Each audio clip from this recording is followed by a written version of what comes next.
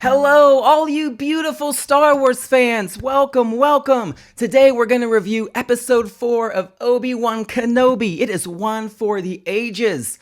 The Force is female, and today, so am I. So welcome, welcome all. In Episode 4, we've got ravishing Reva and our baby Leia, and they're working out their differences. Leia is very sassy, and Reva is relentless, but together, they're amazing. Yes, the talented Tala, she's back, and she's gonna rescue baby Leia, and she's gonna bring Obi-Wan along too. Yes, this episode features lightsabers and pew-pews and strong women. That's true, that's true. Star Wars hasn't been this good since B. Arthur sang "Good Night, but Not Goodbye" in the Mos Eisley Cantina. All right, welcome to our group therapy sessions where we cry and hug each other and talk about Star Wars. Welcome. Everyone is welcome here. If you like it, that's great. And if you hate it, all the better. No. Everyone's welcome. All right, Episode 4. It was amazing. It's amazing that people that know nothing about Star Wars keep writing Star Wars stories. Totally amazing. So it starts off with Obi-Wan. He's broken and he's in the back of the tank and he's having flashbacks. I thought I was watching Boba Fett again. I was having PTSD and flashbacks. I was like, oh my God, Boba Fett's on my TV. And he keeps thinking about Vader and Vader keeps thinking about him. They got some romance going. I don't know what's going on with that. Leia is imprisoned. She's on that water planet with the tower. And I don't know. She's yelling at stormtroopers and Reva is yelling at her and it's just not good. And Reva tells Leia that Obi-Wan is dead. Not Ben. Obi-Wan Kenobi is dead, and no one is coming. So it seems that Leia would know about Obi-Wan Kenobi, and Obi-Wan Kenobi, saved her. Well, by the end of this show, he's going to save her twice.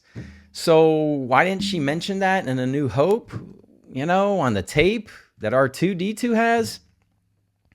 Canon is just being ripped to shreds with this series. All right, let the bad writing and the bad acting begin.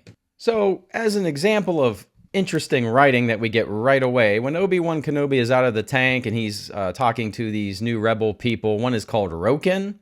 Roken. And Roken sees Obi-Wan and he says, "Get him out of here. I won't help him." And then Obi-Wan goes, "I have to find Leia. Don't you know what the Empire is capable of?" And then Roken goes, "I had a Jedi wife. We couldn't hide from the Inquisitors. So I know exactly what the Empire can do. If you want my help, you got it." I mean, all of a sudden, get him out of here. I'm not helping him, to one sentence later, I'm your guy. All right, this Roken guy is basically giving Obi-Wan Kenobi intel and support, saying that Leia is on the water world, Nur, that's in the Mustafar system, and he's going to give some ships, some snow speeders, we're going to see later, to evac Princess Leia. And the plan is that Tala is going to go in with her Imperial costume and credentials and sneak in and open a door. We're going to talk about it and let Obi-Wan Kenobi sneak in. So, I mean, Tala's been gone for, a few days, but I'm sure the Empire, they don't pay attention to stuff like that. Everything will be good. Meanwhile, Reva accuses Leia of being a rebel spy. She's a 10-year-old girl, so of course she's a spy and knows everything. Reva says, you must know about the path and these safe houses, and the two play mental chess together. Well, it's more like mental mousetrap. All right, we watch a video game cutscene of Tala's ship landing inside the tower. It looked pretty bad. Tala gets out and goes to a metal detector, but they won't let her through. They won't let her through the gate because she's from another quadrant. And there's this dude, this guard, and he just won't let her through. But then, she puts on her strong woman armor and tells him that he can go screw himself, and he lets her through. Doesn't even check with his supervisor. So there you go. Meanwhile, she gets to a computer, opens up a hatch because Obi-Wan Kenobi is actually in the ocean. And he's swimming in this murky, dark, spooky ocean. I did like it. Crazy fish and crab monster and things. I like that. That kind of freaked me out. that felt like Star Wars whenever you have cool like creatures and aliens like that. Gave me Phantom Menace vibes.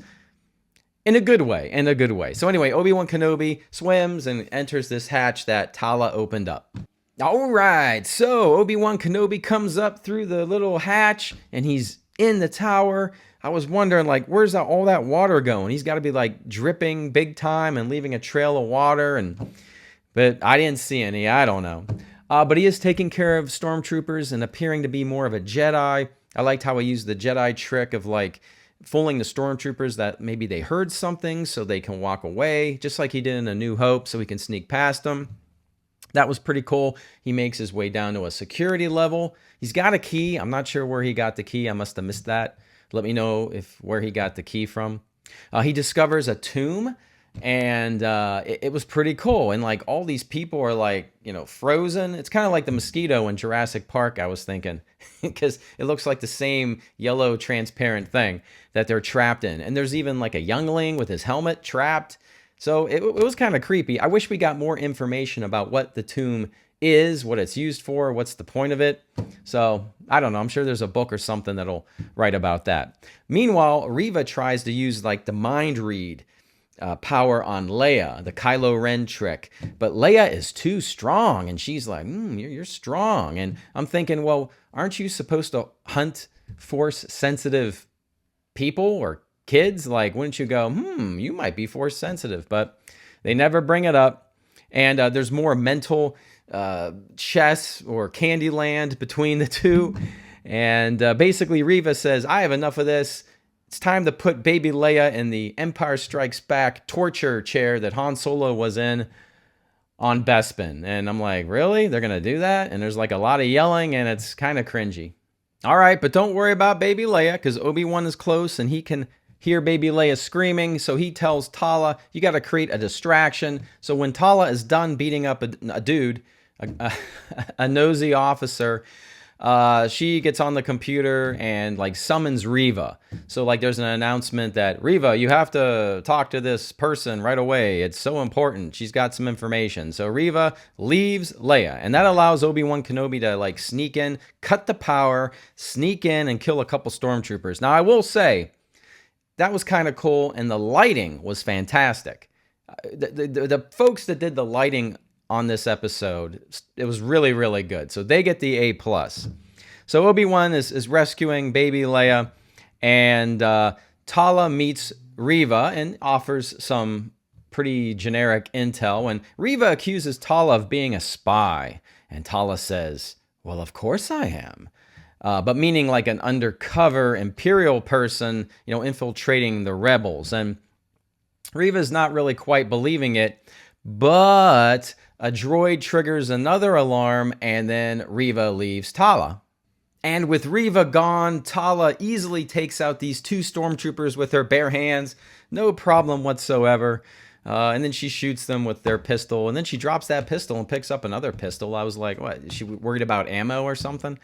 I don't know. Obi-Wan and Leia are like trapped in a hall. There's a probe droid at one end. There's stormtroopers on the other. And there's some good Jedi stuff of like Obi-Wan deflecting laser bolts. It was pretty cool. I thought it was kind of funny when Obi-Wan tells Leia, hide. And then there's nowhere for Leia to go. There's absolutely nowhere for her to go. I guess it was in the script, but when they got to the set, there's nowhere to hide. So she just like steps 2 feet to Obi-Wan's right. I don't know. At some point, the glass window starts cracking and the ocean is going to come through, but Obi-Wan's using the Force to hold it back. And there's stormtroopers coming, but they're behind this door. So Tala does show up, and Obi-Wan's holding it and saying, get Leia out of here. You guys go into the next hallway. And Obi-Wan Kenobi waits for the stormtroopers to kind of come in, and he releases the water. It floods the hall, and it drowns the stormtroopers. I know, I thought in the Book of Boba Fett, we saw that they have an air tube, but in this show, I guess they don't have a breathing tube, and they just drowned, and you can see them through the window, like dead and floating. Oh, well. All right, and next up, we have a pretty terrible moment with Tala and Obi-Wan Kenobi with a trench coat, an Imperial trench coat, wearing it very sloppy, and hidden under the trench coat is baby Leia. So it's a trench coat with like 2 pairs of legs. and they're walking their way to the hangar bay, I guess to Tala's ship, but they're cut off because Reva's there. And Reva's like, there's no escape for you. And she's got a bunch of troopers. She's got the black video game trooper. She's got all these troopers with guns pointed at Obi-Wan Kenobi. But don't worry, because in come 2 snow speeders. And they like fly in, and they look terrible. The computer graphics are just horrid. And they fly in, and they're like going to hit a wall. And I'm like, what is going on? They're going to crash into the wall. But hold up. These snow speeders can stop on a dime and hover in midair and shoot stormtroopers. Which, like, in Empire Strikes Back, you had, like, isn't there, like, physics and gravity and, like, momentum? Like, it just looks so bad how they could stop on a dime. And if that was the case in Empire Strikes Back, they could just, like, stop in front of the head of an AT-AT and shoot through the window and then be done with it. Why use tow cables? Oh, it's just so bad. People who don't know anything about Star Wars are in charge of Star Wars. Okay, so Obi-Wan, Tala, and Leia, they get into one of the snow speeders. It must be a modified snow speeder to have room for those 3. And they fly off. And then the other snow speeder is like shooting at Reva. And I just don't think Reva is very convincing with her sword work. I think it looks really bad. The whole thing looks bad. You have like a hovering snow speeder. Now, I know it's like a T something. And you could say that it's not just for the snow. Okay, I hear you. But anyway, so it's hovering there and it looks ridiculous. And I think Reva looks really bad. That ship tries to escape, but Reva like picks up a box with the Force and throws it at the speeder, and the speeder explodes, and she kills Wade. All right, so this whole time I'm going, where is Darth Vader? Well, he shows up at the end in the conference room, which, yeah, where was he? I don't know. He enters, he lifts Reva, starts choking her. He's going to kill her, and Reva's like, I let them go on purpose. And he gently puts Reva down and apologizes to Reva. And Reva says, I put a tracker on Obi-Wan. We'll know exactly where he's going. And then, I don't know, Vader praises her or something. I forget. Then we cut to the snow speeder entering a bigger rebel ship on the, hovering over the ocean. I guess there's no TIE fighters that pursue them. There's no defenses. I know that they made a point to say the actual tower has no shields. Oh boy. So no pursuit from TIE fighters. Everybody should be happy and celebrating that the rescue mission was a success, but they're all sad that Wade died. And we have Leia and Obi-Wan holding hands quietly on the ship. Again, I mean, Leia knows who Obi-Wan Kenobi is, so why she did not mention any of this in A New Hope, yeah, that's a big question. And then we cut to a shot of Lola, Princess Leia's little robot, and the eye turns red, meaning that Lola is the tracker that Reva is talking about. All right, so this episode was a little bit better because at least we see Obi-Wan do Jedi stuff. I mean, he's still basically, he feels like a bystander in his own show still, and everybody saves him still. But he did look more like a Jedi. So it's like, all right. You're giving me crumbs and I'm taking your crumbs, Lucasfilm. But this is terrible. I mean, there's some just terrible writing, terrible acting in the beginning of this episode. I do feel the actress that plays Tala is very good. I like her from Game of Thrones. And Ewan McGregor elevates this crappy, absolutely abysmal TV series. It is junk. There's no story to tell here whatsoever. And what they're telling just like crushes the continuity of A New Hope. So I don't know what they're doing with that. It's going to be interesting how the last 2 episodes play out. I'm sure we're going to get a rematch here, right? With Darth Vader and Obi-Wan Kenobi. Because I think in Return of the Jedi, Vader tells Luke that Obi-Wan once thought, as you do, trying to get Vader to go to the light. So I'm anticipating another duel where there's a little more dialogue that is interesting. But I have a feeling I'm going to be disappointed. Thank you all so much for coming by and checking things out and putting up with this. Again, share the video, like the video. Let's, Lucasfilm doesn't want to see this on YouTube, so your support is greatly appreciated. All right, let me know in the comments, how did you guys like or dislike episode 4? Let me know. Do you like my costume? Do you want to see it again? Let me know about that. Everybody, have a great day, a great week. I will see you soon. And as always, I will see you on the new